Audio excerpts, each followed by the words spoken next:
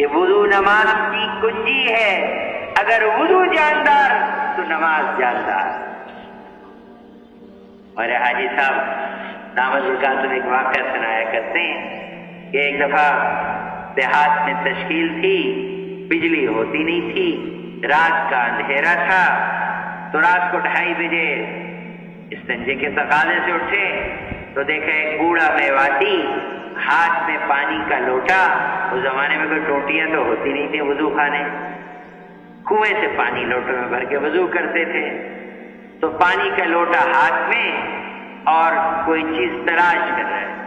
حاجی صاحب نے کہا میاں جی کیا ڈھونڈ رہے ہو رات کو؟ کہا عبدالوہاب کوئی اونچی جگہ دیکھ رہا ہوں تاکہ قبلہ رخ بیٹھ کے وضو کر سکوں۔ ایک بوڑھے دیہاتی کو رات کی اندھیری میں ایک مستحب ادا کرنے کا ایسا اہتمام، تو اس کا وضو کیسا ہوگا؟